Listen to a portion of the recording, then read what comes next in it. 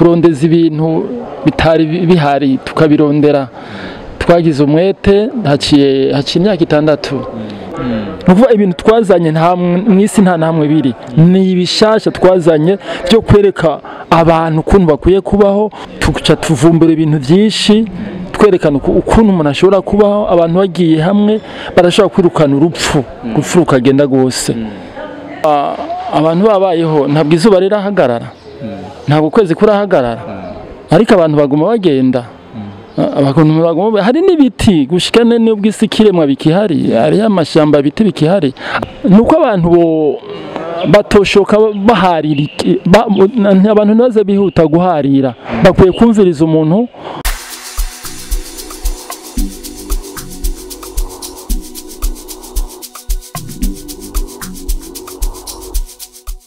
ya banywanyi ba Mara TV Burundi ndabaramukije nongera ndabahamwiriwe bivanye naho mumo wese aherereye kuko mubibona kuri microphone muri kumwe na jewe Jackson Kabaganwa inyuma ya kamera hariho Radislas kuko mubibona turi mu kibanza cyiza cyane aho naho sahandi ni kuri Musasabale na kabare keza cyane kari mu bwiza kujya 8 haruguru gato ya King Star no kuvuga yuko uwashitse ebana akanyota kazohera kuko hari ibintu bitandukanye ibinyobwa by'ubwoko bwose n'ifungurwa zitandukanye ndetse kabisa n'ahantu hakayaga urabona harakayanga na vraiment harabiriya sana banywanyi ba Mara TV Burundi no munsi dufise abatumire badasanzwe abatumire bagize ubushakashatsi kuvyerekeye ijambo ry'Imana navuga Bibiriya canke n'ibindi hama bongera bagira ubushakashatsi kuvyerekeye geography reka kumbure dufate akanya ko kubakira by'umwihariko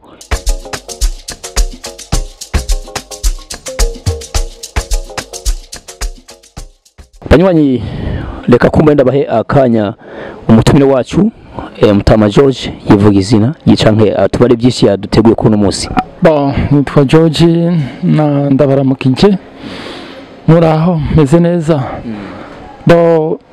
ikiganiro cyacu navuga ko ntabwo ari rya mbere duhawe kaze na Mara TV ariko twashaka kuvuga ukuntu twatanguye iki kigani kurondeza ibintu bitari bihari tukabirondera twagize umwete haciye imyaka 6 twandika ibitabo kandi tugira recherche y'ibintu byinshi twaritanze kubera iki twabikoze twabonye koma kubera iki se Afrika iri hasi cyane atabyimvira ishobora kuzana nayo cyangwa idashobora gukora ibintu ntabwo twokwama tubitegereje mu bazungu twagize natwe twiyemere natwe dukora ibintu byashobora gufasha abantu bishobora gufasha Afrika nayo itera imbere tuca twinjira dukora recherche tuja mu vy'Imana tuja no mu biboneka byose kugira ngo abantu bamenye ukuri niyo mpamvu sasa twakoze ibingibi okay nisere ko muza kutubara byishimo kandi kanya reka kumbeswe nakire mugenzi wanje Daniel karibu kuri Mara TV Burundi. Asante sana tunaongea tena kuonana ni ile tu utafiti tu tunao kutokana na mambo mengi sana sasa kutokana na jinsi tulivyokuwa tukitafuta mambo kuhusu nyinyi mnapaswa jua kutokana ni ile tu uchunguzi wa dunia hivi kwa siku ya leo tunaweza fatisha uchunguzi wa dunia. Hizi tunaweza chunguza mambo ya dunia na mambo ya nchi mbalimbali na kutokana na jinsi mtu anapaswa ishi, anapaswa kujikamata yeye mwenyewe ndani ya maisha. Kabisa. Thank you so much. Muze none n'umunsi niki cyayi gishasha mwatuzaniye ko abanywanyi ba Mara TV Burundi muhava mudusangiza. Ikintu twagize ni ko umuntu kwikunda yani kubaho ni ikintu carazima mu buzima bw'umuntu kubaho umuntu aboneka nico gituma nubwo abantu bapfa abantu barifarije bakagira ngo bagiye mu ijuru ariko ntabwo nubwo biyuko bararira ariko twebwe twashatse ukuntu umuntu yobaho tuca tuvumbura ibintu byinshi twerekana ukuntu umuntu ashobora kubaho abantu bagiye hamwe barashobora kwirukana urupfu rukagenda gose kuko dufise inyigisho nyinshi twateguye nyinshi twateguye zerekana kwirukana rya hewa y'urupfu ikava mu abantu bakabaho neza, isi gahinduka. Nivyo twakoze, igihugu kigahinduka, igihugu kikaja imbere. Kujya ubu ngubu twumva Israel abantu bose baja mu bw'Israel, naha muri Afrika abantu boza bakabona ibintu by'ibitangaza. Nico gituma ibintu twakoze no kwiyemera. Cyambere umuntu no kwiyemera kushoboye. Ni ico kintu cyambere twakoze. None ubushakashatsi bwanyu eske buzogira akamaro gaki ku gihugu no ku bene gihugu basanzwe bagituyemo? Kwanza ubushakashatsi bwacu kwanza ni kwanza ico gihugu kiratera imbere, kirose abashakashatsi, igihugu burimo kiratera imbere cyane gusumba, kuko uzanye ibintu bitaraboneka. Nukuvuga ibintu twazanye mwisi nta namwe biri, ni ibishasha twazanye byo kwereka abantu ukuntu bakwiye kubaho, n'ukuntu ubutunzi bwo igihugu cogira ubutunzi cyambere n'umuntu yapfuye ubuhomvye ni kibazo. Nico gituma twashatse twerekanye urupfu, twerekana uko igihugu coshobora gutera imbere. Byose twaravyanditse, twaranditse ibitabo, no tubandanya tugira ubushakashatsi, turiko turagura kubyo dushobora kugira ikigo cyo kwandika ibitabo, cyo kwigisha dukoresheje turi kwandika, abantu bakabona ukuntu isi yatanguye, bakareba bakabona ukuntu abantu batanguye kubona ku bwa mbere, n'ibindi byinshi duteganije. Nuko nguko. Okay, reka kumbure swe fate akajya kugusura kubaza mugenzi wanje Daniel, ni giki gishasha wajuzanye kuno munsi kugira ngo abanywanyi b'ikiganiro babandanye bamererwa neza mu kumva ibintu bishasha kuri wewe? Sasa kutokana na mambo ya uchunguzi tunao ni kuhusu jinsi nilivyosema, mambo ya dunia. Mambo ya dunia yanajificha. Mambo ya dunia yanajificha, mambo ni mengi sana. Mengi sana tuliochunguza, yana ndani ya vitabu, kuna mavideo tunafanya siku zote, na kuna vitabu mbalimbali tunavyo.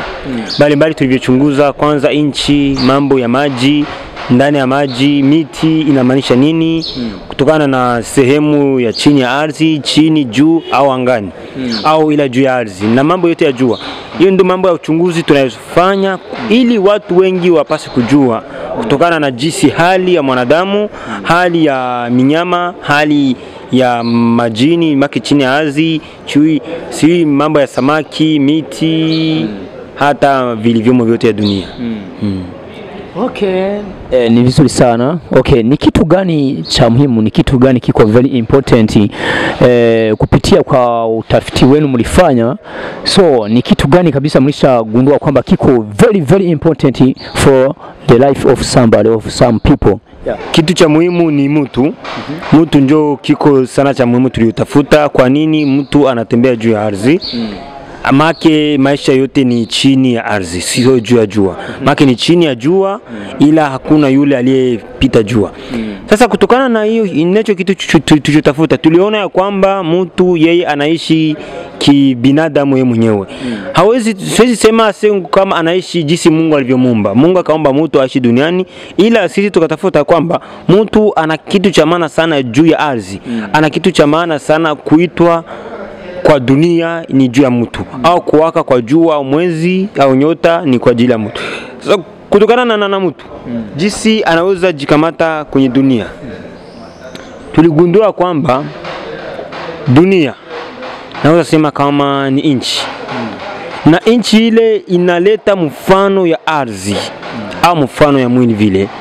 Kutokana na mambo yenyewe yanaandikwa ndani ya vitabu tulivyoandika, inasema kwamba mtu aliishi kwa mfano wa. Sasa tunajua kwa mfano wa nani? Jinsi nyinyi mnajua kwa mfano wa Mungu, ndio. Ila sisi tuligundua ni kwa mfano ya kitu fulani kitakayokuja, kwa sababu usaizi kwa sasa tuko katika mifano. Ndio maana tukaombewa katika mifano, bado sura itakayokuja. Ndio maana tukasema mtu akaombewa kwa mfano wa kitu fulani hakijawahi onekana, swate uhai au kugeuzwa kwa dunia au kuonekana kwa mbingu mpya. Ndio kitu cha maana sana tulitafuta. Okay, thank you so much. Nukuvuga yuko twarumvise ko mwagize ubushakashatsi bwinshi kandi ku bintu bitandukanye. None ndakubajije ni ryahe nubwo ahe bucuti buri hagati y'umuntu n'isi. Bo twaragize utafiti bo hagati y'umuntu n'isi, hagati y'umuntu n'isi bavuga ko isi ari we muntu kuvuga umukungugu mu isanzwe n'isi niyo muntu. Twe twagize utafiti, turagira ubutafiti bw'amazi ya source d'eau, turagira ubutafiti utafiti w'intuze w'ibiti, utafiti w'izuba, utafiti w'ukwezi, inyenyeri. Ariko cyane cyane utafiti ahanini wote uhagaze ku muntu, kubera ikoma umuntu avaho agapotera, izuba rigasigara, ukwezi kugasigara, hanyuma umuntu agapotera kandi ari abiganza. Urumva rero twashatse kugira ngo tubirengere byose, umuntu ntaba ari wapotera ngo hanyuma ngo izuba risigare, inzu isigare, ibiti bisigare, ari umuntu agende kandi umuntu ari abimiriki, ari abirongozi. Sasa twashatse rero kugira ngo twerekane ukuraho kuri, twerekane agaciro k'umuntu, umuntu arondere kuntu abaho. Ntitwame abantu biteze ngo gupfa bagufunike hanyuma ngo ejo ngo uzasubira kuboneka. Ibyo ni ibintu twagize twandika ibitabo kandi turerekana ukuri. Abana twe ntabwo twerekana ngo ibintu bitaboneka, twe twerekana ikintu kiboneka. Nico gituma tuvuga ariko urabona abantu bayerekana igitabo kugira ngo harabaye ibintu bisu byarabaye nta muntu yabibonye. Nuwahoza zakijya gitabo timbega ntabashatse kuvuga iki, mwese agisobanura uko yagomba.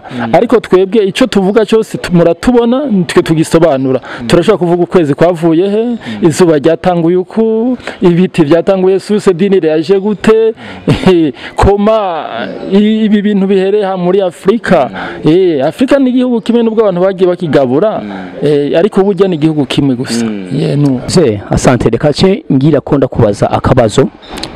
Ni gute uvuga yuko ibinyabuzima byose bizovaho, ikitari kinyabuzima cyose kizosigara, cyonyine tufate nk'akaroro ibuye canke izuba, ukwezi, none ni gute umuntu azobandanya gaba ivyo bintu kandi nawe tuzi ko umuntu ari kinyabuzima mu bindi?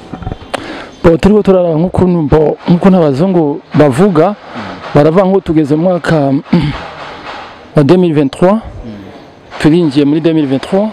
Sasa ndibaza kuva abantu babayeho ntabwo izuba rirahagarara, ntabwo ukwezi kurahagarara, ariko abantu baguma bagenda. Hari n'ibiti gushikane n'ubwo isi kiremwa bikihari, hari amashamba biti bikihari, ariko ibyo si cyo nshatse kuvuga ko. Nshatse kuvuga umuntu n'isi. Isi ntabwo iravaho, nta kirahinduka, isi iguma kuri ya nyene, kandi ntabwo umuntu yaja mu kirere, ariko umuntu arapotera, isi kagumaho. Nico gituma sasa iyi si niwe muntu, usibye ya sumu y'urupfu niyo isabisha umuntu apfa agendaho, kandi rya sumu nimba iri mu muntu iri no mu isi. Nico gituma wabona n'umuntu bamuzika mu isi yapfuye. Rero tuvuga ubushakashatsi twagize nuko umuntu abaho ntapotere kandi ari bafise ububasha bwa byose. None wambwira ko ukwezi kubaye kubw'umuntu, n'izuba ribaye kubw'umuntu, kuko ukwezi ni kwakora umuntu atahari, n'izuba nijyabaho umuntu atahari. Nico gituma icyo turi kuvuga twebwe tuvuga ko umuntu ari w'agaciro. Nico gituma umuntu ategerezwa kwikunda, akamenya koma ni ngombwa ntegerezwa kubaho. Ariko abantu ntabwo babishobora. Inzira ni nyene y'ubushakashatsi kwagura. Abantu barategemeye ngo ikintu kizoba kiza ntabwo barakibona, ariko umuntu azakiza uyundi.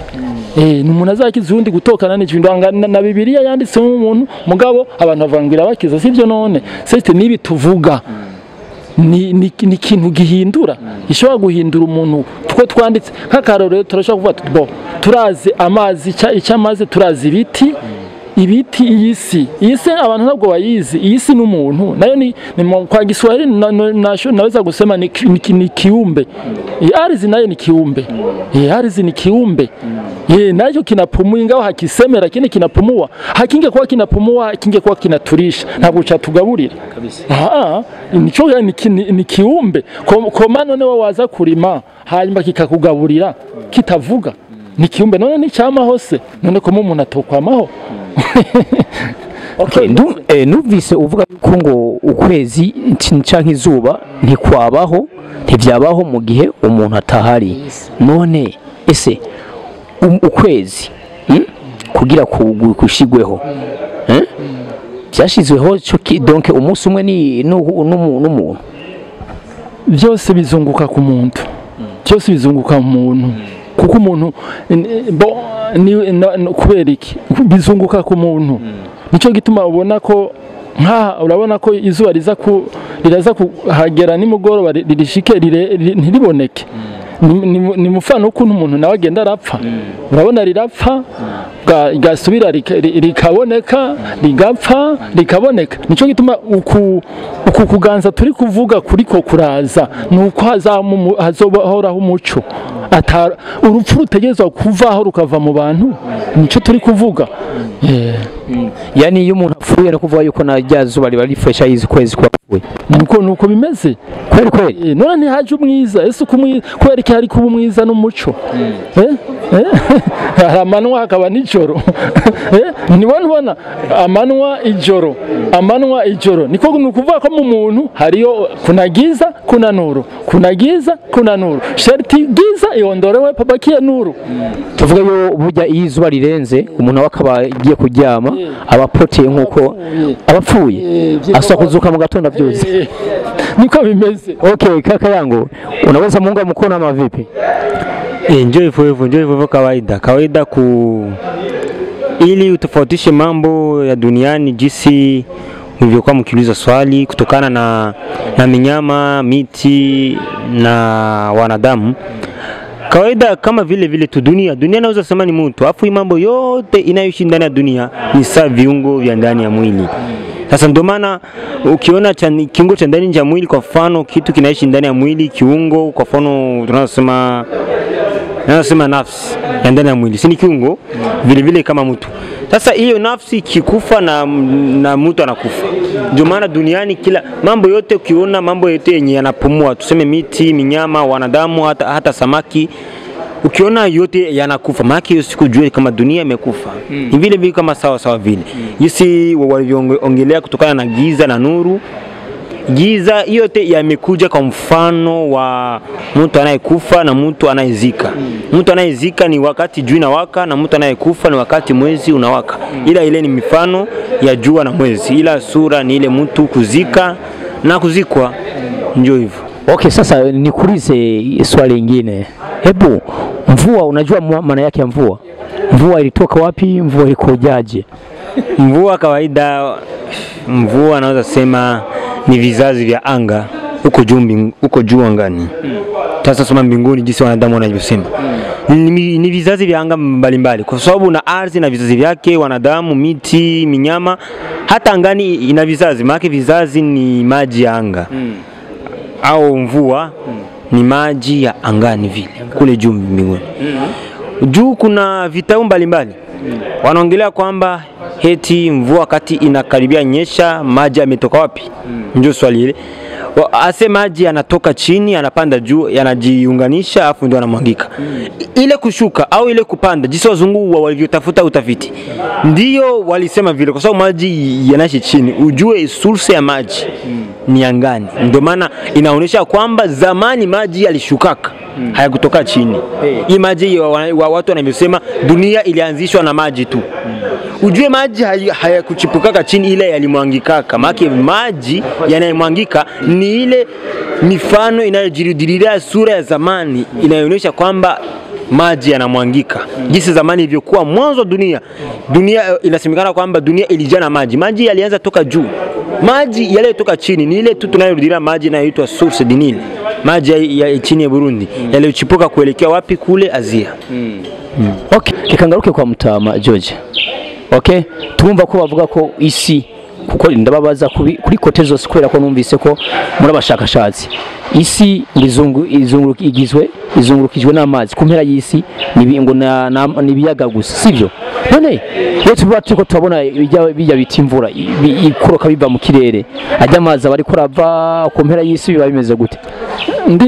Ndi kwibaza ni imvura iri kugomba kugwa pana kwa mawingu haba ibicu hejuru. ubwo hari ibicu hejuru harirabura. Ni mufano ni nkuko Ibilisi igihe ashuka yigize nkaho aje nk'imvura.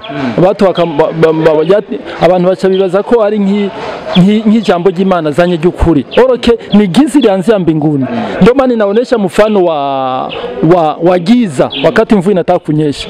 Yerekana ko hari umukara cyane. Hirabura imvura igomba kugwa, yerekana ko igihe ijuru ryacafuka ryarirabuye. Sasa wakati lilichafuka, wakati sasa Ibilisi alishuka sasa vile mvua, anasema naleta neno la uzima. Oroka alileta neno lililokufa, alishuka na ile neno lililokufa ni mfano wa mvua. Mfano wa mvua, so anasema neno ndio maji. Ila neno ile ilichafuka mbinguni igashuka, sasa vile giza inashuka duniani, watu wanawazia kama ni uzima, kumbe wanapokea kifo. Akivuleta uzima ile neno ingeleta uzima, watu wangekuwa wanaishi, ila hawaishi, watu wanakufa usiku na mchana. Bapfa buri munsi, abantu bapfa buri munsi, nta solution, hakuna suluhisho barose kugira ngo babeho. Nuko nguko. Sasa mzee nikuulize, ulisema kwamba yani shetani alishushwa mbinguni akakuja duniani na neno lililochafuka. Ule wakati kile kipindi kile watu walikuwa wamesha kuwa duniani. Tunaposema shetani tunasema ni mtu. Sababu shetani haonekane. Wakati yule mtu aliyoshuka alikushuka na kifo. Na wakati aliposhuka ilikuwa ni maji tu ndio alikuwa kitawala dunia. Lakini wakati waliposhuka ardhi ilikuwa chini ya maji. Ili ipoke ile ardhi ikapanda, ikajua kuna mtu ambaye anashuka, maji akampisha ndio akashukia pale Asia. Pale pote palikuwa ni maji, lakini yule mtu ndio mtu. Nikusema aliposhuka ndani yake kulikuwa ndani mtu, ni yule mtu. Wakati anasema shetani haonekana, ilikuwa ni roho. Wakati alivalishwa ardhi akaonekana ni mtu. Ndio maana sasa ile giza ndio ule mtu ndani yake akaanza kuona Mungu alitokea mbinguni analeta neno nzuri. Si watu walizalikiwa. Sasa ile neno sasa wanaendelea wanaikula wanakufa. Ndio maana hata kuna neno ambayo inasema katika Biblia inasema Yesu aliwaambia watu msizani ya kwamba ni manu mliokula, ile manu waliokula toka zamani watu walikula wakakufa. Ni manu iliyoshuka mbinguni, ni mtu, ni neno. Ni wanasema ule mkate wa uzima. Si ndio neno, si ndio mtu aliyeshuka, lakini walimkula wakafa. Si manu walikula wakafa wakuishi. Sasa ndio maana sasa ile neno ilikuwa ndiye mtu. Ndio maana Yesu alikuwa anasema ngo mimi ndo yani munikule mimi. Alikuwa anasema mimi mwili wangu mukule mtaishi. Ila hawakuishi. Ndo mtu. Sasa walisema nikule mwili wangu na damu yangu mtaishi. Je, waliishi? Hawakuishi. Ile neno ni ndo neno, ile neno inayesemewa kila siku, wanaikula usiku na mchana, ila wanaendelea wanakufa. Ingawa ni neno. Na sasa ni neno ile ishuki, wakati mbingu ilichafuka ilishuka na giza. Ndio maana watu hawakupata nuru. Hakuna nuru. Okay. Maana yake ukisema kwamba yani shetani ni mtu, hakuna tofauti ya shetani ule tunafikiri kwamba anaishi baharini ama polini sijui na mtu, hakuna tofauti. Mumawazo watu wewe ni shetani. Mumawazo watu na mimi ndani yangu. Sasa wakati mtu anapofanya matendo ya kishetani si shetani. Sasa kushetana anaonekana? Haonekani. Ukitenda mambo mema, nani ndani yako uko ndani Mungu. Sasa shetani ni vitu ambavyo wanaweka kwenye kichwa. Ila ni mtu anayeonekana. Mtu anaweza kuwa shetani, wala anaweza kuwa Mungu ndani yake. Wakati unatenda mema wanagusifia, kwani mtu mzuri. Sasa unasema naenda mbinguni, si ndio wanajosema. Ukitenda mabaya unasema naenda kuzimuni, si ndio kwa shetani. Ndio wanajosema watu. Sasa kwa nini watu wanasema shetani ni mumawazo? Ila aliyeshuka naye onekana ni mtu. Ila ndiyo ilikuwa ni roho ya Ibilisi, lakini kavalishwa mwili. Kavalishwa mwili. Ilivalishwa mwili, ule mwili sasa si ndio mtu anayeonekana. Sasa anayekufa nani? Anakufa nani? Si mtu. Tunasema ni shetani. Si mtu anayekufa. Ni mtu anayeonekana ndio anayekufa. Aho naho niho dukwiye kubimenya neza. Nico gitabo twashatse kuvuga imvura habaye ibicu imvura ikigwa andire irafasha hari zirafasha abantu none ahantu imvura itagwa none ntibabaye hose barabaye none se hariya muza Egypt si wanaishi kule jangwa si wanaishi maji natoka alizina na wasaidia okay akajambo kagasuni karoge akajambo ko guheraheza kugira ngo batekerere nk'impamba abanywanyi ba Mara TV Burundi nuko abantu bo batoshoka baharira abantu naze bihuta guharira bakwiye kumviriza umuntu ntushike ntufate ibyo ufise byose ngo mve ko ubifata ngo ni ukuri ufanya uchunguzi urondera ugire marecherche urabe ko ibyo urimwe ari ukuri nk'umuntu ntakubwira ikintu ngo wemera ikoresha ubwenge bwawe wiyumvire kubaho kwawe wiyumvire ukuntu iki kintu ari kuvuga ntukuri cyangwa se ukuri ukagira ukarondeza ntuzome kumba ukuri ndakubona je ndababwira ukuri cyangwa ndababwira kubera mu mbona ariko hari undi ababwira ibyo utabonye kandi ukabyemera sawa sawa. Okay, merci beaucoup. Reka kumbure ubwira akajambo kanyuma mu kumheraheza abanywanyi ba Mara TV Burundi. Neno la mwisho ya kuambia ndugu zangu ni kujua tu mambo mengi sana kuhusu sisi, kutufuatilia na kuwa mnaheshimu video zetu, kukuwa mnafuatilia sana mambo mengi kutokana na utafiti tunaofanya. Sasa siku nyingine tutawaletea kitu chingine nitaniwaambie, tutawaletea vitabu tulioandika tuwaoneshe image mambo mengi tuliofanya kwa ajili yenu, kwa ajili ya kufunua siri zote zinazojificha. Okay. Merci beaucoup, turabashimiye. Ya banywanyi ba Mara TV Burundi turabakengurukiye kuba buri munsi mutwitwararikaho kutwumviriza ndetse mubandanya mugira subscribe, like, share, comment muri bwa bumwe bw'urukundo. So nkuko mubibona rero ikiganiro cyacu niho kirangiriye. Reka kumbe shimire byimva mutima abatume bacu, nongere shimire nabo n'abarongozi ba Musasabare, ndababara Musasabare na kabare keza cyane kari kujya umunani mu bwiza hari ubugato ya King Star. Vraiment je vous remercie. Kubandanya mugira mudushigikira, kubandanya mudushigikira mugira share, comment, like. Kuri microphone mwari kumwe na jewe Jackson Kabaganwa, kuri inyuma ya kamera hari Ladi ebona respect man numuniga kabisa no vati numuniga akora ibintu vraiment by'amavuta abona ko montage iziyo canke gusukura ama image vraiment sintu yigisha ahubwo nibaze ko yavyigiye hanze. So reka kumbure nimba hari wogira icyashaka guterera canke kubaza urashobora guca ku nimero yaba WhatsApp cyangwa ubutumwa bugufi ku nimero sanzwe ni 69722894 ewana. Mubaho abanywanyi ba Mara TV Burundi ndabakunda kandi natwe turazi ko mudukunda murakoze.